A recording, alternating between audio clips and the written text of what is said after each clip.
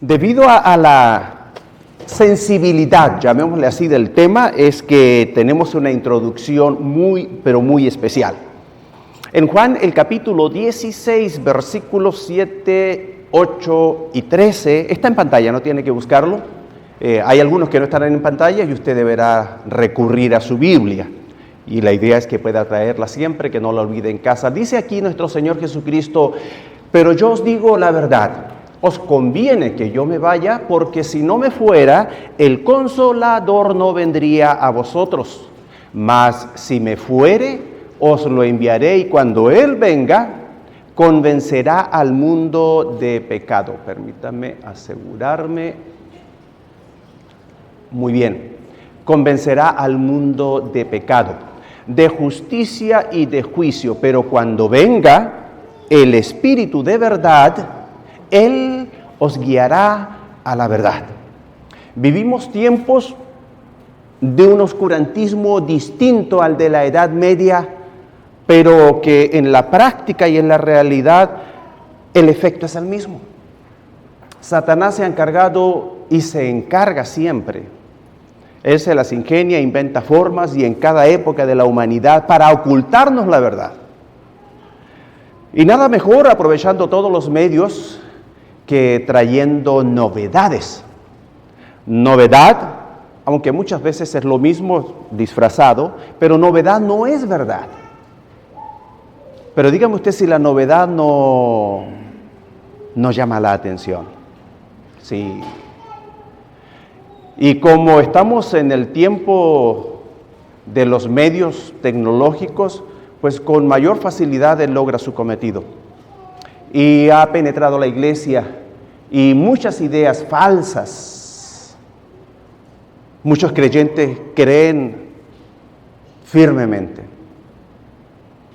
Ahí es donde el Espíritu Santo, si le permitimos, más si se lo pedimos, puede ayudarnos. A lo largo de mi vida he tenido que despojarme de muchas falacias, mentiras que había aceptado como verdad. Y la idea de el estudio, la lectura y el estudio periódico, la lectura diaria, periódicos, fechas pactadas como el miércoles, como el domingo, de ahí la importancia y la necesidad de la palabra, del estudio de ella para poder mirarnos en definitiva al espejo, qué es lo que yo creo. Y lo que yo creo no tiene por qué ser verdad. Ahora, cuando somos confrontados con la verdad, eso no gusta. No gusta. A mí no me gusta que me digan lo malo en que estoy. Duele. Y yo lo único que pido, háganlo con amor. Y yo lo mucho que le he pedido al Señor, ayúdeme y enséñeme a hacerlo con amor. Porque nos parecemos, ¿verdad? Tanto así, y yo aprendí en mi primer o segundo año pastoreando aquí, desde el fondo de uno de los asientos un hermano le dijo literalmente: pastor, con cuidado, que somos de azúcar. Literalmente, y recuerdo su nombre muy bien.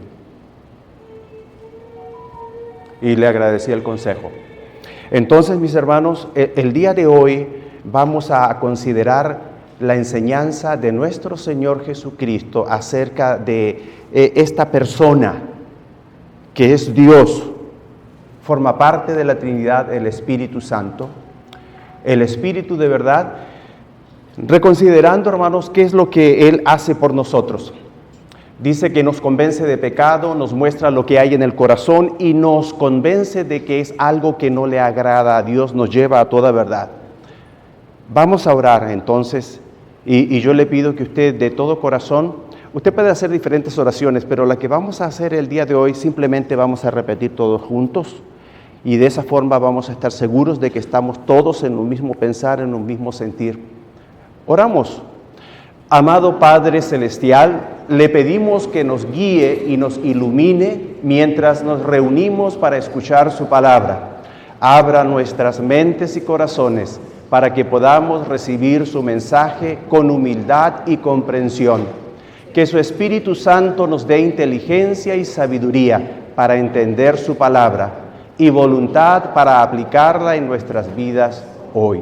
Se lo pedimos en el nombre de Jesús. Amén. Muy bien, y gracias al Señor. De esta forma tenemos absoluta seguridad de que Él está en control y que usted quiere recibir la verdad de su palabra. Amén. Muy bien. Muy bien, mis hermanos. Tenemos entonces una historia que el día de hoy, la historia, les voy a decir, y sobre todo para los que tienen archivos, la vimos completa, pero nunca se va a completar porque hasta el día de hoy yo sigo obteniendo mensaje, enseñanza de ella. La vimos en abril 30, los que guardan todo sabrán que ahí dice el gran pecado de Saúl. ¿Se acuerdan? No, pero ahí está, ¿ok? Y tomando un versículo, en realidad vamos a ver dos, pero el más importante, el que debe llamar el día de hoy, o llama nuestra atención es este. Primera de Samuel 15, 23, dice, porque como pecado de adivinación es la rebelión, y como ídolos e idolatría, la obstinación. Y la consecuencia de este pecado, que vamos a profundizar el día de hoy, porque el día de hoy el título de la palabra se llama el gran pecado de rebelión. Entonces, la consecuencia de este pecado, fíjese, hay toda clase de pecado, todos pesan, todos duelen, todos tienen consecuencias, pero pocos tienen tan graves consecuencias como el pecado de rebelión. Por eso lo vamos a ver el día de hoy. Y el pecado de rebelión tiene unos recovecos, unas raíces y una astucia para ocultarse, que rara vez la persona que lo padece lo reconoce y mucho menos lo confiesa. Pero es tan grave que no podemos dejar pasar la oportunidad de considerarlo de la forma en que lo haremos el día de hoy. Las consecuencias las vemos ahí claramente. Por cuanto tú desechaste la palabra de Jehová, Él también te ha desechado para que no seas rey. Creo que no puede haber nada más triste y deprimente que un creyente, que un cristiano, que un hijo o hija de Dios que haya sido desechado o desechada por Dios, su Padre Celestial. Cuando ese hijo o esa hija insiste deliberadamente, con premeditación prácticamente y alevosía en un determinado pecado, eventualmente ocurrirá aquello es conocido como pecado de rebelión y Dios le desechará. Cuando un hombre o mujer cristiano, hijo de Dios, es desechado, es una situación muy triste. Muy, muy triste. A veces es evidente. ¿Por qué? Porque se ve que su estilo de vida, su condición de vida ha venido a menos. En otros casos no es tan perceptible porque puede haber incluso una abundancia económica, puede haber incluso adquirido poder, pero el punto es que esa persona en el fondo de su corazón no tiene gozo. No experimenta o ha perdido el gozo de su salvación. No su salvación, pero ha perdido la comunión con Dios a tal punto que no experimenta paz ni gozo. Una existencia sin paz y sin gozo, ¿cómo es? Una tragedia horrible. Y usted lo puede ver perfectamente y hasta muchos podrían envidiarle porque por fuera parece, como dicen, la pura verdad. Pero por dentro la verdad es que es otra cosa muy distinta. Muy bien. En otra versión, ese mismo versículo dice de la siguiente manera. Ahora, ¿por qué lo he puesto, hermano? Porque en adelante ustedes se van a encontrar con esto. Estamos hablando, y lo interesante también, los puntos que usted tiene, 6, creo que son, en realidad no son los puntos. Eso es lo extra o lo adicional. El verdadero mensaje lo encontramos aquí y lo estamos viendo ahora. La rebelión es tan pecaminosa como la hechicería y la terquedad tan mala como rendir culto a los ídolos. Así que por cuanto has rechazado el mandato del Señor, Él te ha rechazado como rey. Bueno, las 3 palabras que destaco aquí son rebelión en primer lugar, que se repiten en estas 2 versiones, obstinación y terquedad. Y les voy a decir por qué. Porque estas palabras son las que mejor representan en sí qué es lo que es el pecado de rebelión. No cabe duda que rebelión es, en primer lugar, es pecado, lo vamos a ver con detenimiento, pero tiene esos otros elementos de insistir o de perseverar, no solo en el pecado, sino que en la idea equivocada, o en el pecado estando consciente de ello. ¿Qué es rebelión? Vamos a ver alguna definición y les voy a decir, no confíe del todo en el diccionario porque no da todo lo que nosotros sabemos o lo que la Biblia nos dice acerca de lo que es la rebelión, pero nos aporta interesantes elementos. ¿Qué es lo que dice? Bueno, normalmente cuando se habla de rebelión se habla de los rebeldes y hay una pequeña diferencia y esa es la gran tarea el día de hoy, que podamos comprender, ni lo uno ni lo otro es bueno. Rebeldía y rebelión es malo. Rebeldía muchas veces lo miramos hasta con cierta gracia, como por ejemplo los niños cuando están en un error e insisten y lo hacen con una gracia que el papá y la mamá se sonríen, si se ríen delante del peor porque piensa él que es gracia o ella y va a crecer con esa idea. Pero normalmente así todos asumimos la rebelión como una etapa natural de la vida. Dígame usted si no. La adolescencia, la juventud. ¿Quién no ha sido rebelde? ¿Quién ha sido rebelde? Si entiende muy bien. Porque ¿quién no ha sido rebelde? Pues nadie levantó la mano, o sea, todos han sido rebeldes. Bueno, dice que se rebela contra el poder o la autoridad. Que se rebela contra el poder o la autoridad.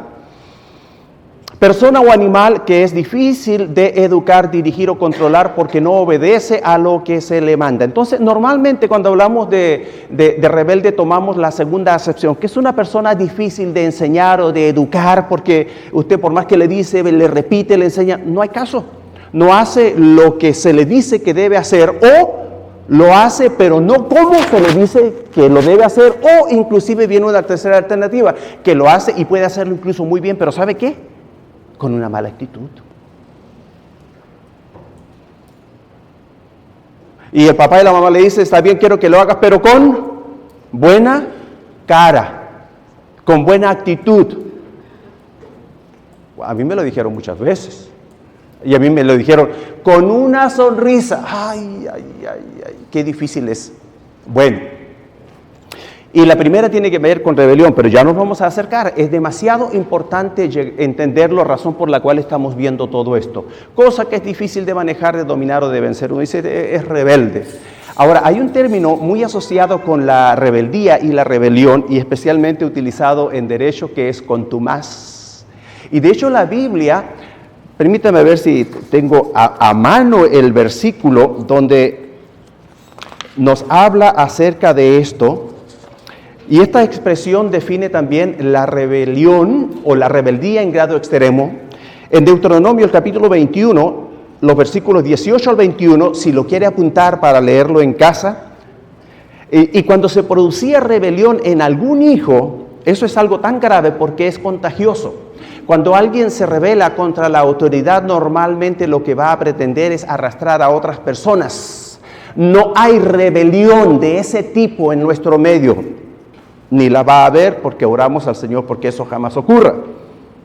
Pero esto es lo que usualmente ocurre. Y dice el versículo 18 del pasaje mencionado, si alguno tuviera un hijo contumaz y rebelde, o sea, extremadamente rebelde, dice que no obedeciere a la voz de su padre ni a la voz de su madre, y habiéndole castigado no les obedeciere, entonces lo tomarán su padre y su madre y lo sacarán ante los ancianos de su ciudad y a la puerta del lugar donde viva.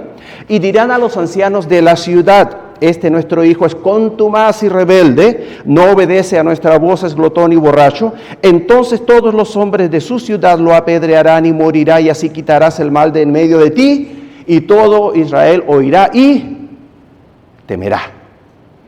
Entonces cuando hay una persona en ese estado de rebeldía, que es ya rebelión, las medidas siempre serán extremas. ¿Y cuál es el propósito de esto? Porque es contagioso.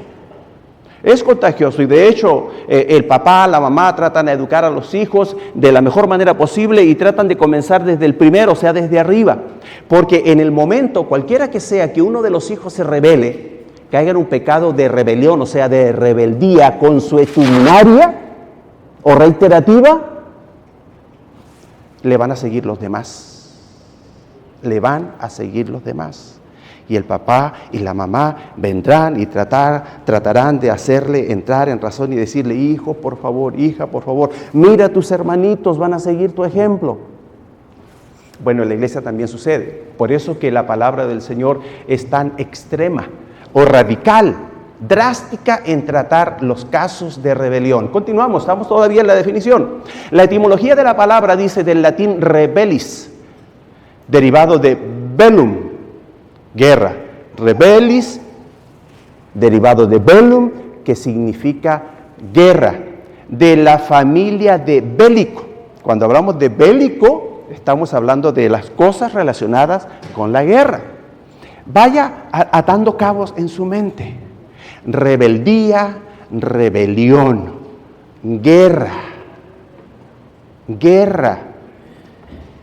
Miren, rebelión, levantamiento contra una autoridad o un gobierno, en especial cuando se realiza con el fin de derrocarlo y sustituirlo por otro.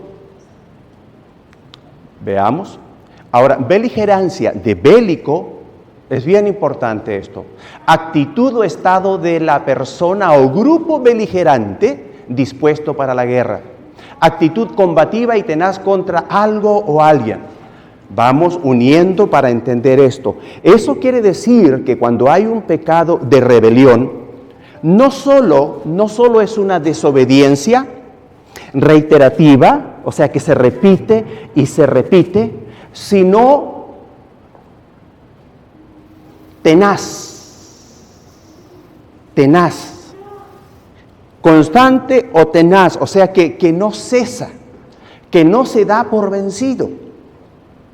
Y todo eso lleva a una rebelión, que eso quiere decir que es sublevarse, e implica eso literalmente a la autoridad. Ahora, lo de bélico, entiéndase bien, tiene que ver con la actitud. En el interior de la persona que está en pecado de rebelión, ya no solo de desobedecer, ya no solo de rebeldía, sino de ese empecinamiento. Hay muchos otros factores que vamos a considerar, pero es interesante notar que esa persona, su alma, su espíritu, su mente, no está consciente de ello, pero está en guerra. Está en guerra con Dios. ¿Qué va a lograr? ¿Por qué? Porque no le está obedeciendo. O sea, está desobedeciendo, cometiendo el pecado de desobediencia, y lo comete una y otra vez. Y luego con cierto incluso empecinamiento, ya vamos a ver, porque la persona lo justifica, entre otras cosas. Hace argumento. Entonces, eso habla del empecinamiento.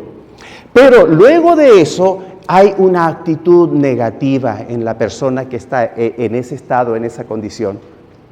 Una actitud bélica o beligerante. Eso quiere decir que está preparado, dispuesto y proclive a la guerra, a pelear, a indisponerse. No más que le digan algo, o sea, como que es una persona que, ¿cómo se dice la expresión? Que anda arrastrando, ¿qué cosa? No escuché. La cobija, ¿ve? Se me hace que la hermana Raúl le dijo más chileno, anda arrastrando el poncho. O la cobija. Nomás anda esperando que le... Irascible. También, entre otras cosas. Pero vamos a ver también cómo hay personas en pecado de rebelión y que lo disimulan muy bien. Sin embargo, rebelión, a grosso modo, es eso. Pero ¿sabe qué? La rebelión, si usted estudia el pasaje que leímos acerca de la historia, que ya lo vimos en su momento, pero todavía hay mucho más en cuanto a la historia de Saúl, cómo cae en pecado de rebelión y cómo Dios, por lo tanto, le desecha como rey. Si usted lee toda la historia, va a confirmar por su propia lectura que hay estos componentes en el pecado de rebelión. Primero de todo, que quede claro, es un pecado. Segundo, de desobediencia. Tercero, y aquí comienzan los elementos, hay obstinación. Obstinación. No importa qué le digan, sigue y sigue y sigue. Hay muchas cosas más, ya las veremos, pero también de terquedad. Le voy a decir cuál es la diferencia. Hay cosas sutiles. La persona obstinada es porque es obstinada. Insiste, insiste, insiste. Ahora, la terquedad, incluso ya en la obstinación, implica el hecho de que la persona esté en un error, pero está obstinado. Es como cuando se quiere casar la hija y saben todos que el hombre no es bueno, pero está obstinada. O el hijo, a la inversa también. Pero la terquedad, haga de cuenta que es lo mismo que la obstinación, pero ya con menos razón. Terquedad. Ya le está diciendo, cuando le dicen a usted que es obstinado, usted dice, pues sí. Pero si ya le están diciendo que es terco, ya le están diciendo que no es muy inteligente. Le están diciendo que es tonto. Y la verdad es que cuando hablamos de pecado de rebelión, estamos hablando de pecado de desobediencia, pero reincidente o reiterativo. Y cuando el pecado va echando raíces y se repite, ¿qué pasa con la razón del individuo? O llamémosle con la conciencia o el entendimiento, se va entenebreciendo. Lo ve todo oscuro, no ve luces ni sombras, pierde la capacidad para discernir, va perdiendo inteligencia. Entonces, a eso se refiere. La necedad, ya de plano, necio. Cuando una persona está en esto, uno dice... el que tiene que tratar los papás con los hijos en estado de rebelión, que dicen ya no se puede, como que se perdió toda esperanza, ¿no? Necedad total y absoluta. En el Evangelio, en la vida cristiana, es como cuando la conciencia está cauterizada, prácticamente. Ya el papá, la mamá dice, ya haz lo que quieras. Bueno, componentes, soberbia.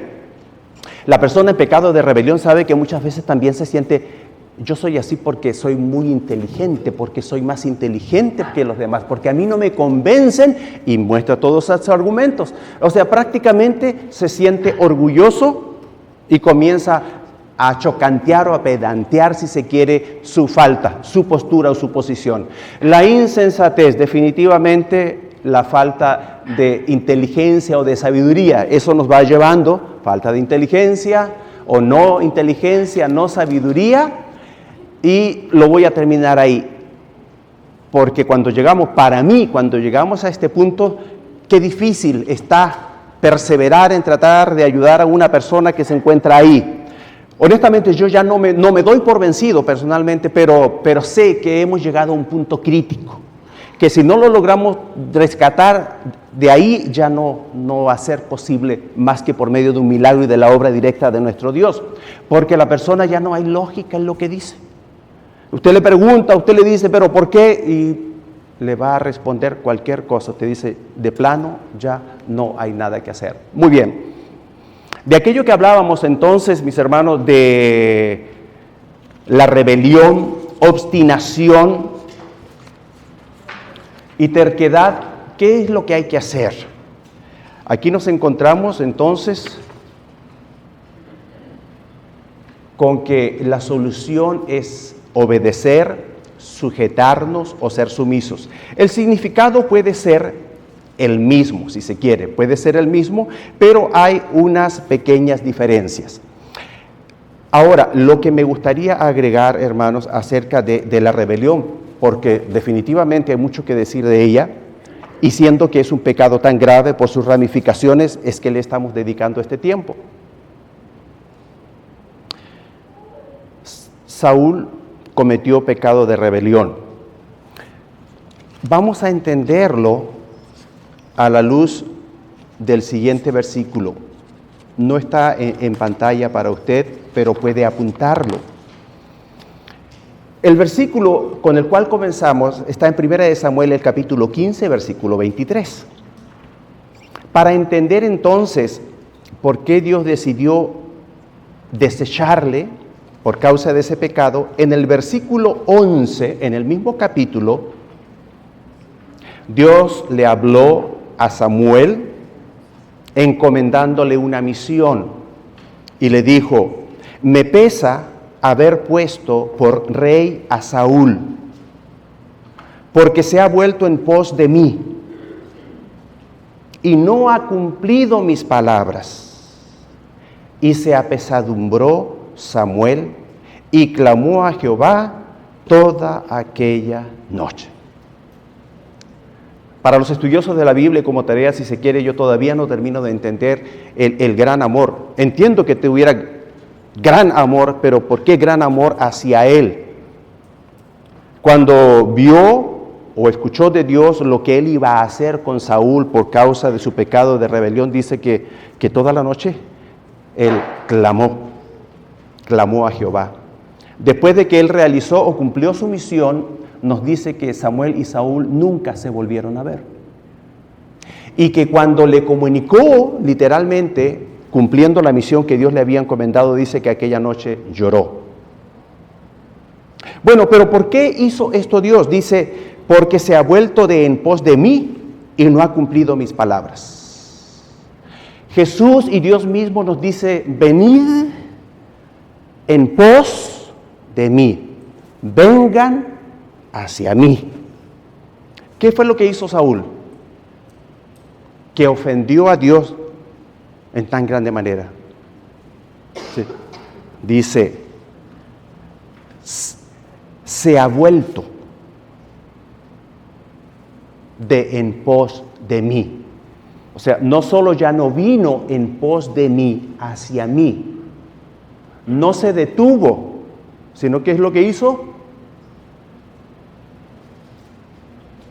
Se fue, se alejó, le dio la espalda.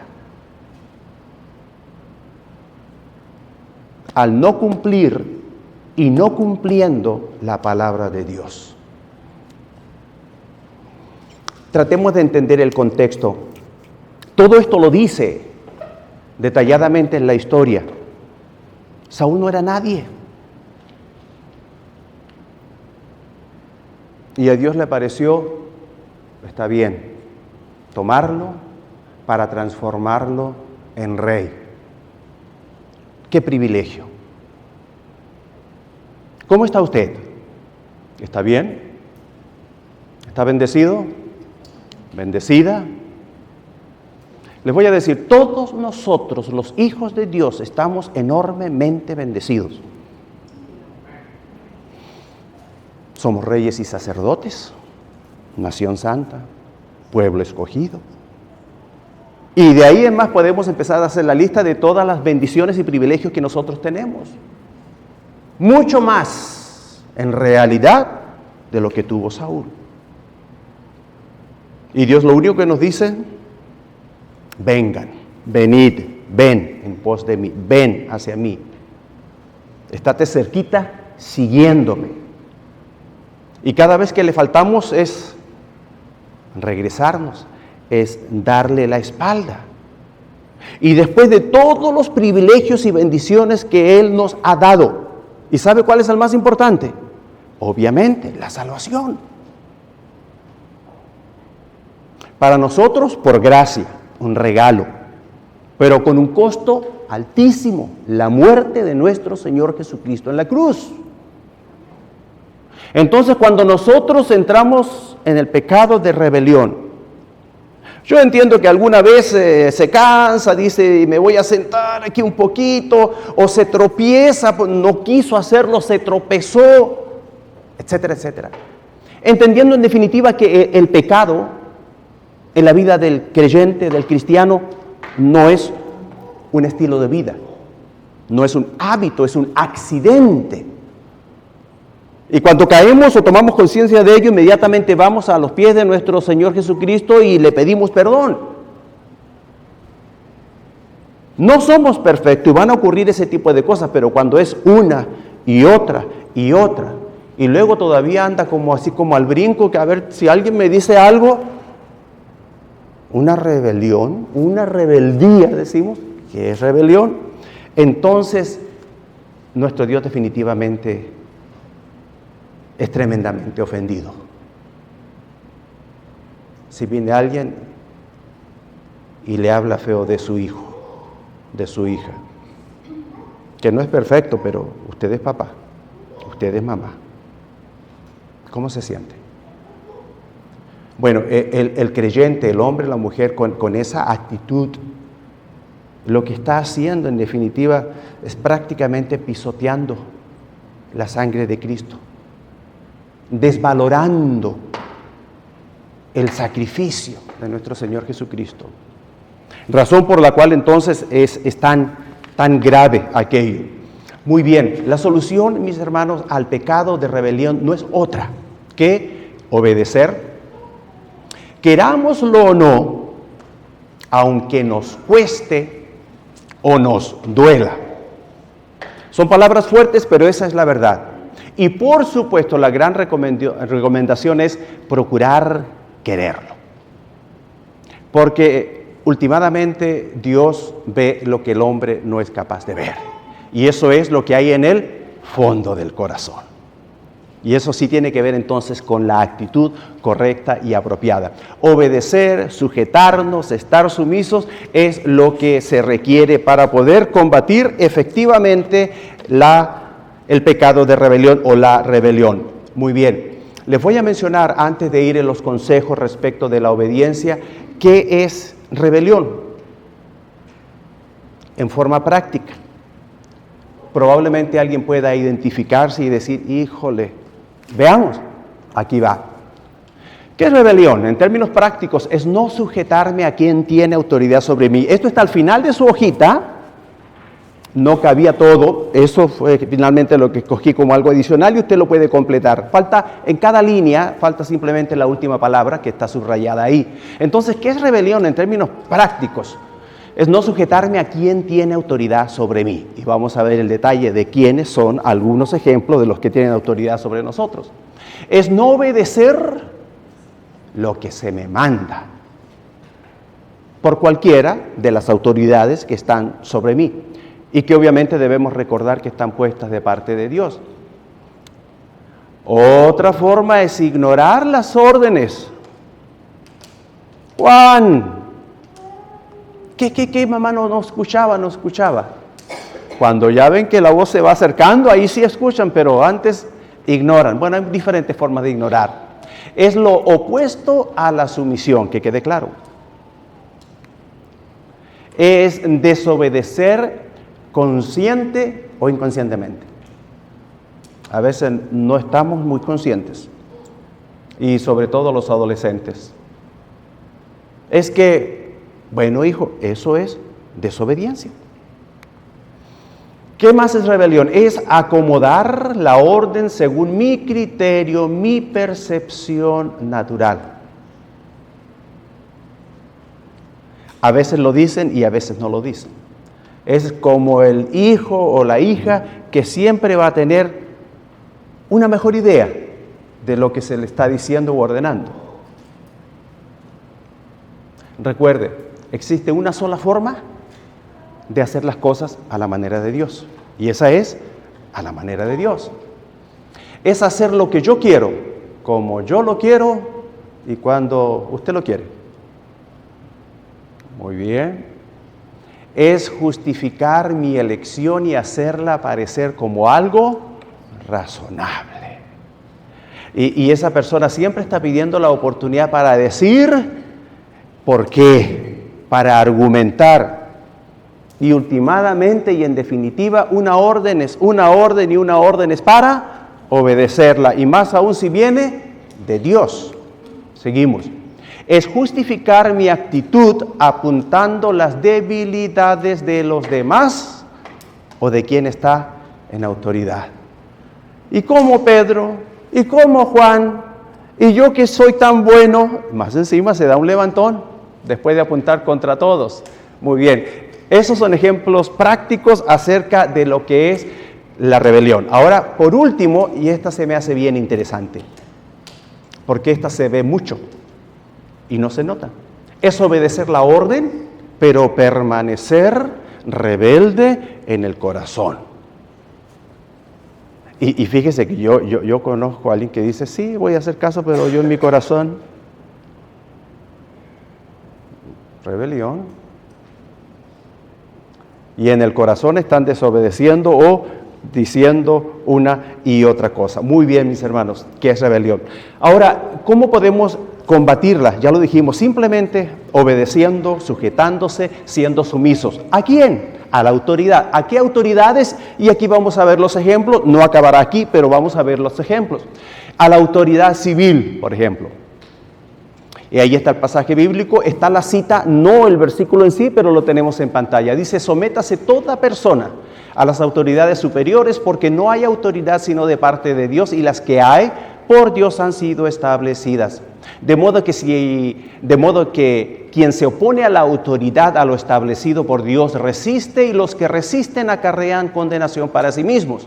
Pagad a todos lo que debéis, al que tributo, tributo, al que impuesto, al que respeto, respeto, al que honra, honra. Entonces, tenemos que sujetarnos a las autoridades civiles, pero también hay que sujetarse, y aquí se complica la cosa a veces, a los padres. Efesios 6, 1 al 3 dice, hijos, obedeced en el Señor a vuestros padres, porque esto es justo. Honra a tu padre y a tu madre, que es el primer mandamiento con promesa, para que te vaya bien y seas de larga vida sobre la tierra. Y cuando están chiquititos, nomás uno les dice esta parte y se emocionan y les gusta, sí, sí, sí. Y ya después cuando crecen, pues ya les importa bien poco si quieren vivir mucho o no. Lo que quieren es pasarla bien. Ustedes saben de eso, ¿verdad, hermanos? Como que aquí no hubo jóvenes. Yo fui rebelde también. No me ufano de eso, pero digo, bueno, fui un joven bastante normal. Pero a algunos se les queda. Y de grandes siguen rebeldillos. Bueno, hay que sujetarse, obedecer y ser sumisos. Ay, a esta parte yo no quería llegar, pero sí quería llegar. Al esposo. Dice la palabra en primera de Pedro 3, 1 al 4.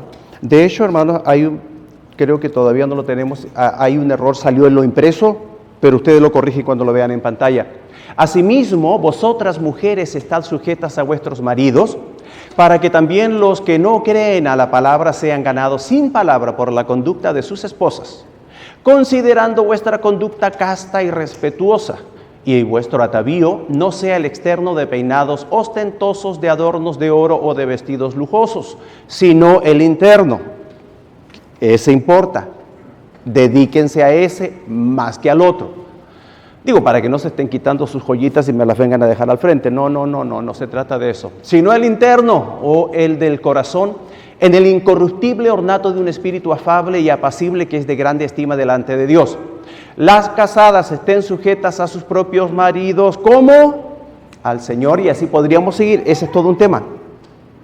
Pero dígame usted, todo lo que está ocurriendo en el presente apunta y apoya Ya no estamos hablando de liberación femenina, estamos hablando de rebelión, literalmente rebelión femenina.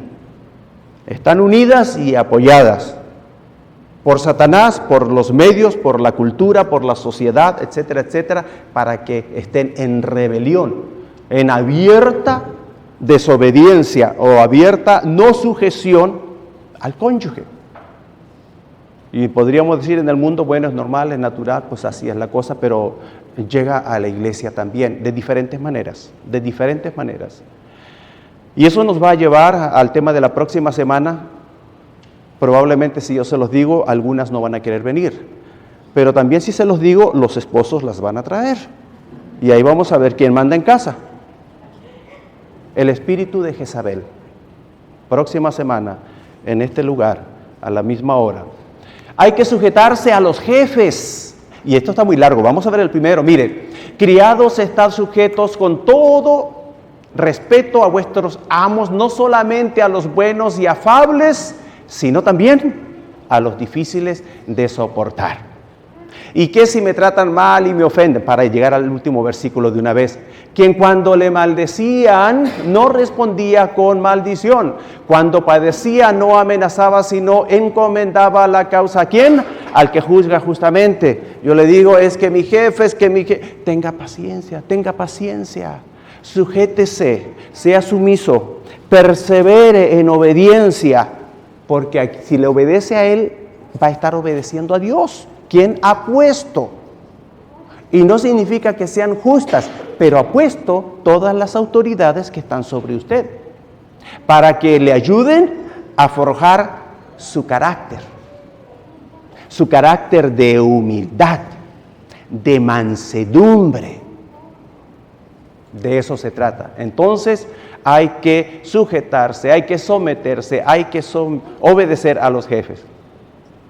Algunos son buenos y otros son bien malos. ¿De cuáles le tocaron a usted? A mí de los dos. Pero por honrar a uno bueno que tuve, me acuerdo que todos los trabajadores finalmente nos pusimos de acuerdo, porque habían algunos que andaban queriendo aprovecharse de él por bueno. Y se armó la otra bolita que dijo, ¿saben qué? Él es muy bueno, Héctor era su nombre, es muy bueno. Si ustedes siguen tratando de salirse con la suya, nos lo van a cambiar y van a traer a uno bien duro. Bueno, los que andaban abusando se pusieron buzo, inteligentes y dijeron, no, tienes razón, lo vamos a cuidar. Y lo cuidamos y lo traíamos, pero así bien, porque había que cuidarlo, por bueno. Muy bien. ¿A quién hay que obedecer? A los líderes de la iglesia. Y yo creo que el hermano Pedro sabía del tema porque nos dijo algo, el versículo en Hebreos 13, 17. En realidad se refiere a todos los líderes, pero a modo de ejemplo, obedeced a vuestros pastores y sujetaos a ellos. Es interesante, obedecer y sujetaos. Es como, obedézcalo aunque no les guste. Porque ellos velan por vuestras almas como quienes han de dar cuenta para que lo hagan con alegría y no quejándose, porque esto no es provechoso. O sea que la actitud también tiene que ver. Háganlo de buen agrado. Háganlo de buen agrado. Y ahí está la bendición. ¿Qué más tenemos? Finalmente. ¿Y por qué finalmente? Bueno, no porque es lo último, sino porque el pasaje en cuestión enfatiza el hecho, reconociendo el pueblo de que no solo ha desobedecido, sino que se ha rebelado, ha cometido pecado de rebelión en contra de Dios. Pero también está implícita la idea, y al leerlo vamos a ver, de que cuando nosotros nos rebelamos, desobedecemos reiterativamente, con insistencia, a cualquier autoridad, en realidad estamos rebelándonos contra Dios. Así que si alguien no obedece como debe ser a los padres, a los jefes, a las autoridades, al cónyuge, etcétera, etcétera, se está rebelando contra Dios. Dice el pueblo, hemos pecado, hemos cometido iniquidad, hemos hecho impíamente y hemos sido rebeldes y nos hemos apartado de tus mandamientos y de tus ordenanzas. No nos detuvimos, sino que nos apartamos, nos alejamos. Ahora, no hemos obedecido a tus siervos los profetas que en tu nombre hablaron, a nuestros reyes, a nuestros príncipes, a nuestros padres y a todo el pueblo de la tierra. Una confesión explícita de que ellos habían sido o caído en el pecado de rebelión. Rebeldía extrema, rebelión, desobedeciendo a toda autoridad bajo la cual Dios les había puesto. Y agregan en el último versículo, de Jehová nuestro Dios es tener misericordia y el perdonar, aunque contra Él nos hemos rebelado. Hermanos, es tiempo de comenzar. Ya sabe que la única forma de erradicar el pecado de rebelión tan grave es obedeciendo, es sujetándose, es sometiéndose a toda autoridad, porque finalmente la autoridad, toda la autoridad sobre su vida ha sido impuesta o plantada ahí por Dios. Veamos, ¿qué es sujetarse a la autoridad? Ejemplos prácticos. Primero, estar sujeto a la autoridad es un acto de fe, fe en Dios, quien es perfecto, que puso tales autoridades con un propósito, con un objetivo muy claro, y ha permitido aún que las malas estén ahí para trabajar con usted. Estar sujeto a la autoridad es un acto de obediencia, obediencia a Dios que no se equivoca y es fiel. Estar sujeto a la autoridad implica aceptar el orden que Dios impuso y no estorbar su fluir en usted. Estar sujeto a la autoridad es orar por ellas y someterse a ellas. Y si esas autoridades son injustas, se equivocan, etcétera, etcétera, con mayor razón hay que orar por ellas. Estar sujeto a la autoridad es estar sujeto a Dios, que las puso donde están. Estar sujeto a la autoridad le coloca bajo la cobertura de Dios, dejándole a Él que haga justicia. Es que es injusto. Es que mis papás, obedezca y ore al Señor. Es que mi cónyuge, esposo, esposa, ore, sujétese, aguántese, etcétera, etcétera. Y así sucesivamente. Muy bien. Hermanos, llegamos a un tiempo de reflexión. Ya oramos, pero es tiempo de comenzar a reflexionar. Si no comenzamos aquí, es muy probable que no lo hagan en casa. Esto no es definitivo, pero yo quiero invitarle, y estoy seguro que de una o de otra manera el Espíritu a través de su palabra ya le ha estado hablando. Y estas preguntas le van a ayudar a reflexionar. De alguna manera he estado tratando de esquivar el sujetarme a las autoridades que Dios ha puesto en mi vida. Es una pregunta. ¿Estoy haciendo eso? ¿He estado haciendo eso? ¿A qué autoridad? Los padres, el esposo, la policía, el maestro de la escuela dominical, etcétera, etcétera. Y ahora, ¿en qué forma? ¿Pasiva o activamente?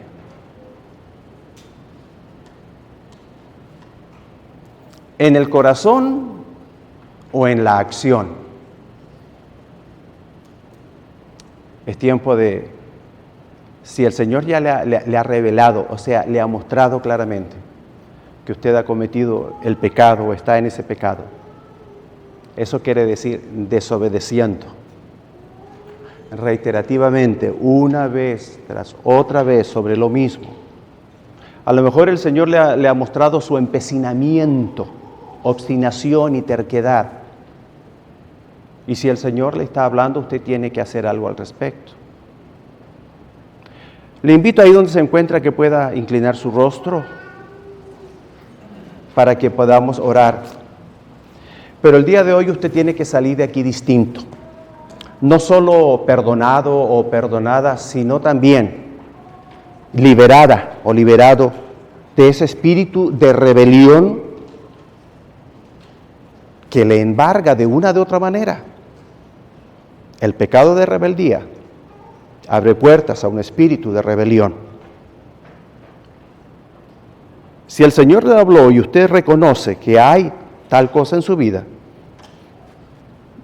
solamente le falta dar un paso de fe y de humildad y venir al altar, postrarse de rodillas ante el Señor para que Él le libere de ese espíritu de rebelión que pueda estar sobre su vida, embargando y envenenando su corazón.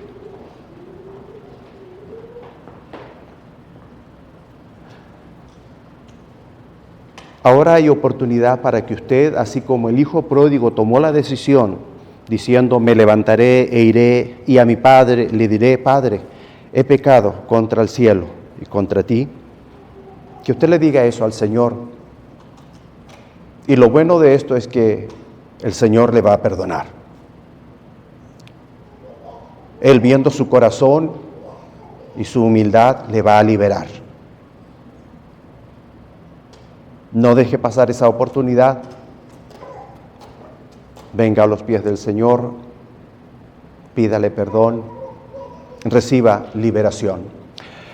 Padre Santo, Dios Todopoderoso, Padre nuestro, que está en los cielos y en todo lugar, en este momento, Padre, venimos ante su presencia porque somos pecadores. Y usted nos rescató.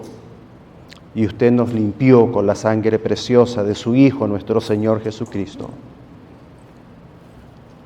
Sin embargo, hay algún pecado, o incluso muchos pecados, que asedian y que de tiempo en tiempo, muy seguido, nos hacen caer. No siempre estamos conscientes, Padre, que en esa reiteración de pecado, de desobediencia, hay rebelión, y cómo las consecuencias son tan graves. No por las consecuencias, Padre, aunque las tememos, sino porque queremos su complacencia. Es que ante su presencia nos encontramos para rogar perdón, confesando este pecado en nuestras vidas. En sus propias palabras, cada uno de mis hermanos siga manifestando al Señor el deseo de su corazón. Ábralo, derrámelo, muéstreselo tal cual y pida perdón al Señor. Y yo sigo clamando, Padre, como su siervo, para rogar por cada uno de mis hermanos. No solo por los valientes que están aquí enfrente, sino también por los que se encuentran en su lugar, en sus asientos. Rogando, Padre, porque a cada uno, conforme a su misericordia y a su gracia, Padre, usted pueda ministrar en esta hora. Pero a estos valientes que se humillan ante su presencia, Padre, de manera muy, pero muy especial, yo ruego que no sean decepcionados en esta hora. Que usted pueda romper cadenas, Padre, derribar fortalezas, falacias que puedan haber en sus vidas, que puedan ver con claridad, Señor, frente al espejo de su palabra, de su santidad, que no está bien, que está mal y que hay que erradicar de sus vidas. Padre, yo confío plenamente en que al levantarse cada uno de ellos de este lugar, habrá una diferencia. Porque usted dice que clamemos y que usted responderá. Con esta humildad, Padre, con esta humillación al estar aquí enfrente, de rodillas ante su altar, están declarándola, y yo confío, mi Dios, en que usted va a responder a cada uno de ellos. Que sean liberados, Padre, de toda atadura, de toda potestad que el enemigo haya ganado sobre sus vidas. Pueda usted liberar sus mentes de pensamientos negativos, de todo pensamiento que se alza en contra de su autoridad y de las autoridades que usted ha puesto en sus vidas. Gracias, Padre, por esta gran oportunidad que nos ha dado el día de hoy. Gracias por su Santo Espíritu que nos convence de pecado y nos lleva a toda verdad. Le alabamos, le glorificamos, Padre, en esta hora por su respuesta. Y cuanto rogamos, lo hacemos En el nombre todopoderoso y en los méritos más que suficientes de su Hijo nuestro Señor Jesucristo, en su vida terrenal, en su muerte en la cruz, en su resurrección, y ahora a su diestra intercediendo como nuestro abogado por cada uno de nosotros. En ese nombre oramos. Amén y amén. Que el Señor les siga bendiciendo y que a partir de este día puedan experimentar aquello por lo cual clamaron al Señor ante su altar. Gracias, mis hermanos.